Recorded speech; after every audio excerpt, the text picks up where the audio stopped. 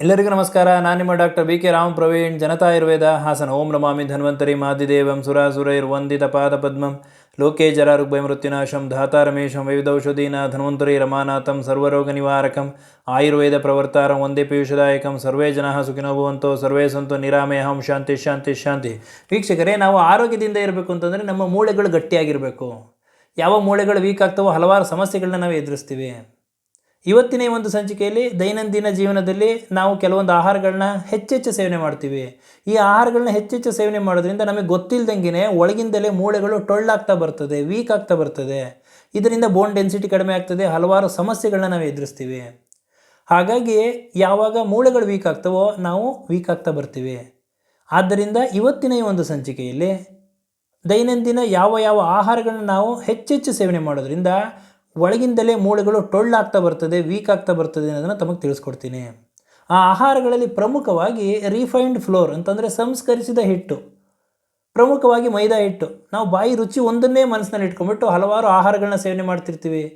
ಬಾಯಿ ರುಚಿ ಒಂದನ್ನು ಮನಸ್ಸಲ್ಲಿ ಇಟ್ಕೊಂಡು ಸೇವನೆ ಮಾಡೋದ್ರಿಂದ, ಪ್ರತಿನಿತ್ಯ ಇದನ್ನು ಹೆಚ್ಚೆಚ್ಚು ಸೇವನೆ ಮಾಡೋದ್ರಿಂದ ದೀರ್ಘಕಾಲದಲ್ಲಿ ಮೂಳೆಗಳ ಮೇಲೆ ಇದು ನೇರವಾಗಿ ಪರಿಣಾಮ ಬೀರ್ತದೆ. ಮೂಳೆಗಳು ವೀಕ್ ಆಗೋದು, ಟೊಳ್ಳಾಗೋದು ಆಗ್ತದೆ, ಹಲವಾರು ಸಮಸ್ಯೆಗಳನ್ನ ಎದುರಿಸಬೇಕಾಗ್ತದೆ. ಹಾಗಾಗಿ ಹೆಚ್ಚೆಚ್ಚು ಈ ಮೈದಾ ಹಾಕಿರ್ತಕ್ಕಂತಹ, ಮೈದಾ ಹಿಟ್ಟಿರ್ತಕ್ಕಂತಹ ಆಹಾರಗಳು, ಪ್ರಮುಖವಾಗಿ ಬ್ರೆಡ್ ಇರ್ಬೋದು, ಬಿಸ್ಕೆಟ್ ಇರ್ಬೋದು, ಪಿಜ್ಜಾ, ಬರ್ಗರ್ ಇರ್ಬೋದು, ಹೀಗೆ ಬೇಕ್ರಿ ಪದಾರ್ಥಗಳನ್ನ ಹೆಚ್ಚೆಚ್ಚು ನೀವು ಸೇವನೆ ಮಾಡೋದ್ರಿಂದ ಇದರಲ್ಲಿ ಮೂಳೆಗೆ ಬೇಕಾಗಿರತಕ್ಕಂತಹ ಅಂಶಗಳಾದ ಮೆಗ್ನೀಷಿಯಮ್ ಇರೋದಿಲ್ಲ, ಜಿಂಕ್ ಇರೋದಿಲ್ಲ, ಯಾವುದೇ ಅಂಶಗಳು ಇಲ್ಲದಲೇ ಇರೋದ್ರಿಂದ ಮೂಳೆಗಳು ಕಾಲಕ್ರಮೇಣ ವೀಕ್ ಆಗ್ತಾ ಬರ್ತದೆ, ಟೊಳ್ಳಾಗ್ತಾ ಬರ್ತದೆ. ಇನ್ನು ಕೆಲವೊಬ್ಬರಿಗೆ ಪ್ರತಿನಿತ್ಯ ಹೆಚ್ಚು ಕಾಫಿ ಟೀ ಕುಡಿಯೋ ಅಭ್ಯಾಸ ಇಟ್ಕೊಂಡಿರ್ತಾರೆ. ಅವ್ರಿಗೆ ಊಟ ತಿಂಡಿ ಬೇಕಿದ್ರೆ ಬೇಡ, ಕಾಫಿ ಕುಡಿತಿರ್ತಾರೆ, ಇಲ್ಲ ಟೀ ಕುಡಿತಿರ್ತಾರೆ. ಯಾವಾಗ ಇದನ್ನು ಹೆಚ್ಚೆಚ್ಚು ಮಾಡ್ತೀವೋ ಅಂಥ ಒಂದು ಸಂದರ್ಭದಲ್ಲಿ ಇದರಲ್ಲಿ ಕೆಫಿನ್ ಅಂಶ ಇದೆ. ಯಾವಾಗ ಈ ಕೆಫಿನ್ ಅಂಶ ಹೆಚ್ಚಾಗಿ ಶೇಖರಣೆ ಆಗ್ತದೋ ಇದು ಏನು ಮಾಡ್ತದೆ ಅಂತಂದರೆ ಮೂಳೆಗಳಲ್ಲಿರ್ತಕ್ಕಂಥ ಕ್ಯಾಲ್ಶಿಯಂ ಅಬ್ಸಾರ್ಪ್ಷನ್, ಕರುಳಿನಲ್ಲಿ ಕ್ಯಾಲ್ಶಿಯಂ ಅಬ್ಸಾರ್ಪ್ಷನ್ ಕೆಪ್ಯಾಸಿಟಿನ ಕಡಿಮೆ ಮಾಡ್ತದೆ. ಹಾಗಾಗಿ ಕಾಲಕ್ರಮೇಣ ಮೂಳೆಗಳು ಟೊಳ್ಳಾಗ್ತಾ ಬರ್ತದೆ.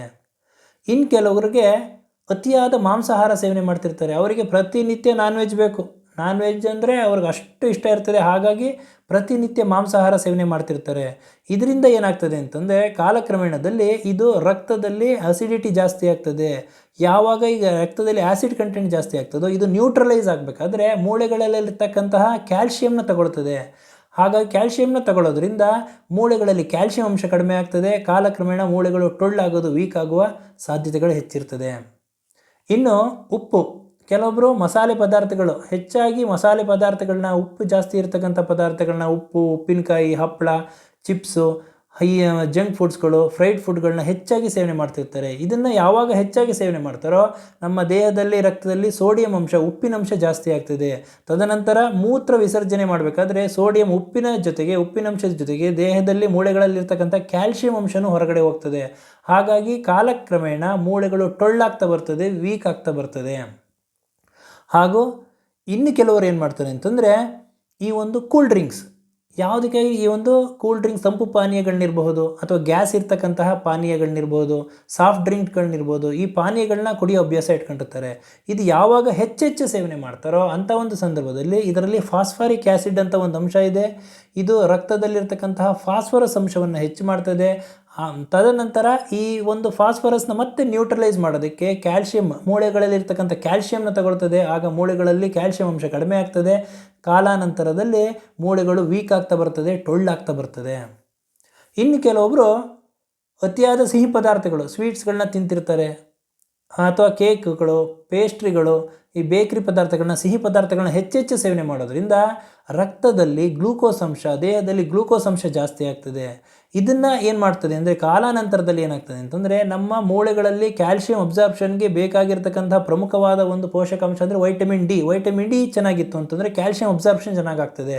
ಯಾವಾಗ ರಕ್ತದಲ್ಲಿ ಗ್ಲೂಕೋಸ್ ಹೆಚ್ಚಾಗಿರ್ತದೋ ಈ ವೈಟಮಿನ್ ಡಿ ಕೆಪ್ಯಾಸಿಟಿ ಕಡಿಮೆ ಆಗ್ತದೆ. ಹಾಗಾಗಿ ಕ್ಯಾಲ್ಶಿಯಂ ಅಬ್ಸಾರ್ಪ್ಷನ್ ಕಡಿಮೆ ಆಗೋದ್ರಿಂದ ಮೂಳೆಗಳು ವೀಕ್ ಆಗೋದು, ಟೊಳ್ಳಾಗುವ ಸಾಧ್ಯತೆಗಳು ಹೆಚ್ಚಿರ್ತದೆ. ಇನ್ನು ಅತಿಯಾದ ಒಂದು ಮದ್ಯಪಾನ ಮಾಡೋದ್ರಿಂದ, ಅತಿಯಾಗಿ ಮದ್ಯಪಾನ ಮಾಡ್ತಿರ್ತಾರೆ. ಮದ್ಯಪಾನ ಮಾಡೋದ್ರಿಂದನೂ ವೈಟಮಿನ್ ಡಿ ಕಡಿಮೆ ಆಗ್ತದೆ. ಯಾವಾಗ ವೈಟಮಿನ್ ಡಿ ಕೆಪ್ಯಾಸಿಟಿ ಕಡಿಮೆ ಆಗ್ತದೋ ಕ್ಯಾಲ್ಶಿಯಂ ಅಬ್ಸಾರ್ಪ್ಷನ್ ಕೆಪ್ಯಾಸಿಟಿ ಕಡಿಮೆ ಆಗ್ತದೆ. ಕಾಲಾನಂತರದಲ್ಲಿ ಮೂಳೆಗಳು ವೀಕ್ ಆಗ್ತಾ ಬರ್ತದೆ, ಟೊಳ್ಳಾಗ್ತಾ ಬರ್ತದೆ.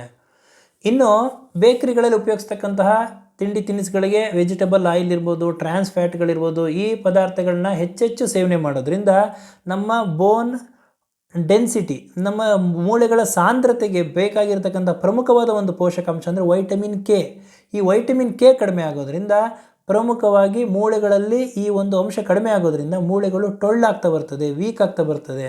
ಆದ್ದರಿಂದ ಇವತ್ತಿನ ಈ ಒಂದು ಸಂಚಿಕೆಯಲ್ಲಿ ದೈನಂದಿನ ಜೀವನದಲ್ಲಿ ನಾವು ರುಚಿ ಒಂದನ್ನೇ ಮನಸ್ಸಲ್ಲಿ ಇಟ್ಕೋಬಾರ್ದು. ನಮಗೆ ದೇಹಕ್ಕೆ ಬೇಕಾಗಿರ್ತಕ್ಕಂಥ ಪೋಷಕಾಂಶಗಳು ಯಾವ್ಯಾವುದು ಅವುಗಳನ್ನು ನಾವು ಮನಸ್ಸಿನಲ್ಲಿ ಇಟ್ಕೊಂಡು ಆಹಾರಗಳನ್ನ ಸೇವನೆ ಮಾಡೋದ್ರಿಂದ ಈ ಮೂಳೆಗಳು ಟೊಳ್ಳಾಗೋದು, ವೀಕ್ ಆಗೋದನ್ನು ನಾವು ತಡಿಬಹುದು. ಹಾಗಾಗಿ ನಾವು ಯಾವುದೇ ಕಾರಣಕ್ಕೂ ನಾವು ಈ ಎಲ್ಲ ಅಂಶಗಳನ್ನು ನಾವು ಮನಸ್ಸಿನಲ್ಲಿ ಇಟ್ಕೊಂಡು ನಾವು ಸೇವನೆ ಮಾಡೋದ್ರಿಂದ ನಾವು ಆರೋಗ್ಯದಿಂದ ಇರ್ಬೋದು, ಮೂಳೆಗಳ ಒಂದು ಆರೋಗ್ಯವನ್ನು ಕಾಪಾಡ್ಕೋಬೋದು, ಆರೋಗ್ಯದಿಂದ ಇರ್ಬೋದು ಅಂತ ಹೇಳ್ತಾ ಇವತ್ತಿನ ಈ ಒಂದು ಸಂಚಿಕೆನ ಮುಗಿಸ್ತಾ ಇದ್ದೀನಿ. ನನ್ನ ಈ ವಿಡಿಯೋ ತಮಗೆ ಇಷ್ಟವಾಗಿದ್ದಲ್ಲಿ ಲೈಕ್ ಮಾಡಿ, ಶೇರ್ ಮಾಡಿ ಹಾಗೂ ನನ್ನ ಎಲ್ಲ ಮುಂದಿನ ವಿಡಿಯೋಗಳಿಗಾಗಿ ಸಬ್ಸ್ಕ್ರೈಬ್ ಮಾಡಿ. ಧನ್ಯವಾದ.